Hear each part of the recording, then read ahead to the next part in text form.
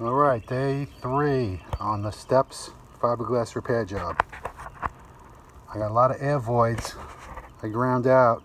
They were all filled with water. I didn't expect to see that many, but I got a shitload. And they are not easy to fix. Starting to look a little better. Getting there. Still a lot of work to do. Let's get a close-up look at these air voids. Still sanding them, still filling them. They're all ground out. Using some Fiberglass. This is what it looks like. Fiberglass under there, delamination, filled with water. Gotta have it down here. It's a real nightmare.